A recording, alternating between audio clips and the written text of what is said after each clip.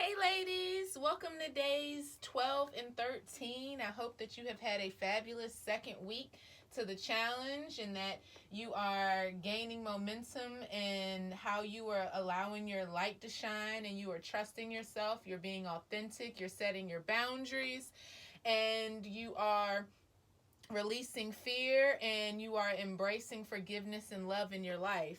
And again, on the weekends we have story time. So today we're going to focus on two goddesses that I believe will help to bring together the topics that we've talked about this week. And just as a reminder, I told y'all before, I used to be on Hooked on Phonics. So sometimes I do not pronounce stuff correctly, and I'm so sorry. But bear with me.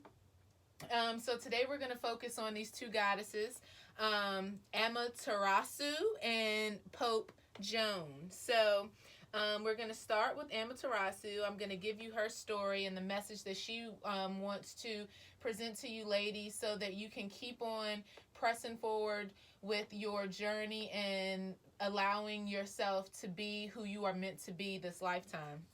Okay, so here we go. So get your little popcorn. It's not going to take that long again. Don't get popcorn. It's not going to take that long. I lied. So just sit tight for a couple minutes.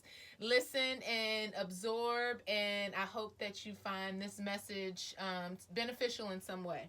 So Amaterasu embodies the levity and brings us out the darkness and shows us the beauty of our own light. Amaterasu is the most powerful deity in the Shinto religion.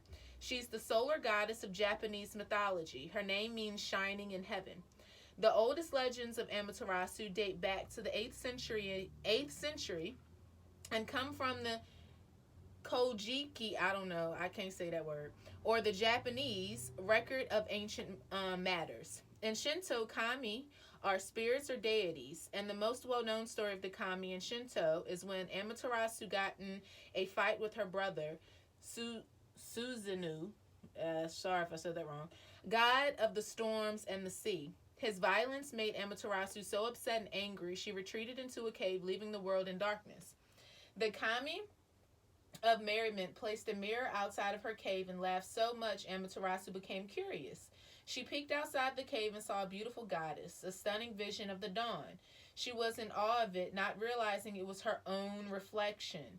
Surrounded by laughter, Amaterasu's anger and depression lifted, and she agreed to leave the cave, bringing her light with her back into the world.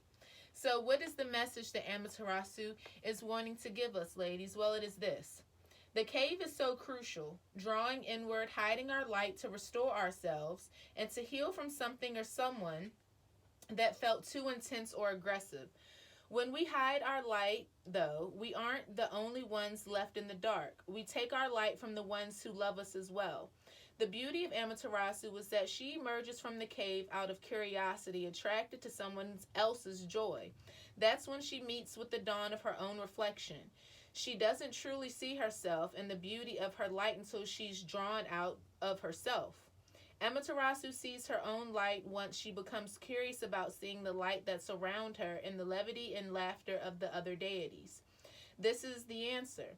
If we've been too long in retreat, if we've been hiding our light not out of self-love and a soulful need for restoration, but out of a reaction to someone else's pain, then we draw ourselves out of focusing on the joy of others, seeing their light, allowing us to see our own. And sometimes even the solar goddess needs to be inspired or reminded of why she shines so brightly. Not just for the sake of her own reflection, but also for all those beloved beings that need her rays of light to remember their own. Sometimes we need the sight of the faces we brighten in order to remember why we are so devoted to finding our way back into the light. So the intention for this goddess is we are all sacred mirrors reflecting back the same light. And so I think that the message that we're meaning to or needing to get from this, ladies, is that, you know, sometimes we all have to retreat and go into ourselves, but we can't be fearful to do that. We can't be fearful to retreat, but we also have to understand that we can't be in hermit mode all the time and that we're here for a reason, that we are created the way that we are in a way that will allow us to each shine our light in whatever way that is going to help ourselves and help the world. Like me doing these videos, I feel like this is my way of letting light shine a little bit more in the world to help inspire you ladies, and for you to see that you also have this light inside of you. We all have different things to offer to the world, and we all have a presence that needs to be made. And so I believe that Amaterasu is allowing us to remember that when you feel good on the inside, it reflects on the outside. And when it reflects on the outside, that also inspires other people to let their light shine, and to show people that it's okay to be your authentic self, that it's okay to be happy and playful and not being full of fear, and to forgive and to be loving and compassionate. And so I think that's the message that we need to work on remembering, is that you are here for a reason. It may seem like you don't have an idea right now, or that life is mundane, or that it's really hard, but if you keep working on yourself, if you keep striving to let your authentic light shine, then it will all come together in the end. And it's hard to go through those dark times sometimes, especially when you're in hermit mode and you go into the cave like Amaterasu. But once you come from the cave, you've evolved into a better version of yourself. So it's important and it's hard, but it's also imperative that we do that for ourselves, so that we can help ourselves and we can better help others in the journey. So now we're going to talk about Pope Joan. Bet y'all didn't know it was a lady pope, huh? So let's read her story. Pope Joan embodies the truth that all things are possible. According to popular legend, there was a female pope who reigned for 3 years for 3 years in the 9th century. She was a brilliant, highly educated woman who entered the Catholic Church in Rome by cross-dressing as a man so she could be with her lover.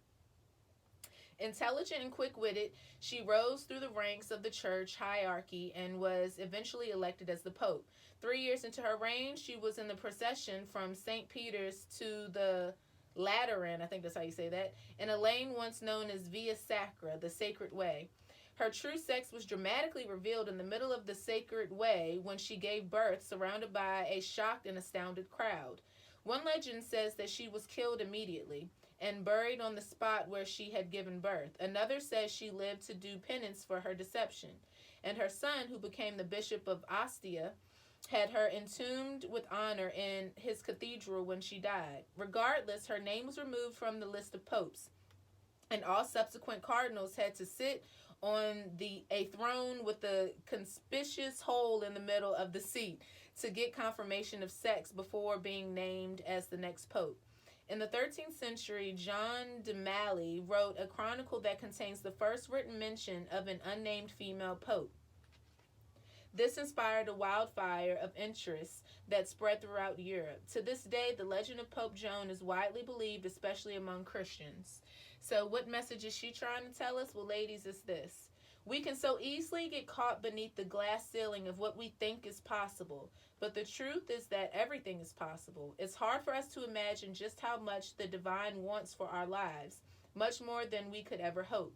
Pope Joan reminds us that even if we think that what we want isn't possible, it is. Or even better, there's something our soul wants us to give, that our soul wants for us, that will give us more than we can think to ask for. Pope Joan is assigned to trust in what you believe about yourself. Trust what's within you. Don't rely on what you see around you. Have faith.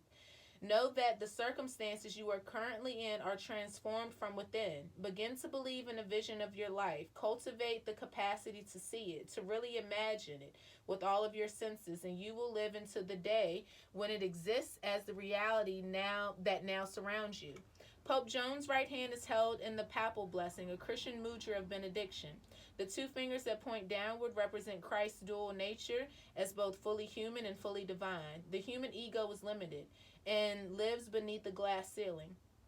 Joan demonstrates to us, though, that for the soul, the glass ceiling doesn't even exist. Trust in what the soul knows is possible for you.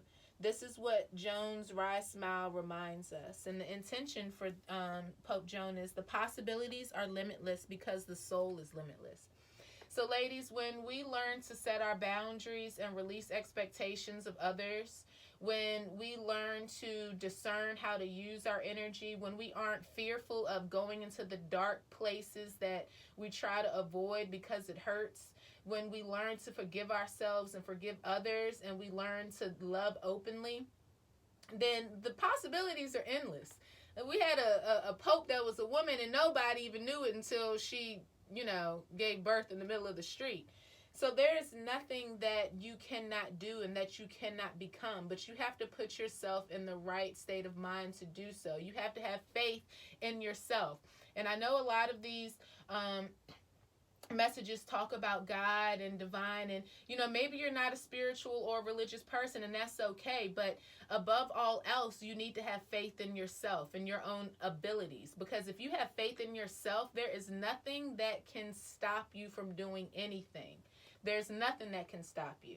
So Pope Joan wants us to remember that, you are capable of creating and manifesting the life that you desire, but it takes you letting go of things and welcoming in things that are going to be more beneficial to you. And when you start focusing on the things that are going to help you grow and releasing the things that are keeping you stagnant or pulling you down, then the possibilities for your future are endless. And that if you reach for the goals that you have set for yourself, and you do the things that you've always wanted to do and try, that there's no stopping you. And as long as you keep pushing forward step by step, little by little, every day, you will get to where you're going, and you will manifest the life that you want. So, ladies, I hope that you have learned a little something from these two divine feminine energies, and we're going to talk again on Monday about faith and fear, and we can talk about faith and fear without being religious or without being spiritual, but again, like I said, from perspective of self. So I hope you ladies have a beautiful weekend. I hope that these messages are helping you in some way. Again, please share them if you think they will be beneficial to someone else on a journey of self-healing and a journey of self-love to create a better place for their self and a better place for all of us on this planet. So I hope that you have a beautiful day, and I hope you enjoyed story time. I will see you ladies again on Monday. Bye.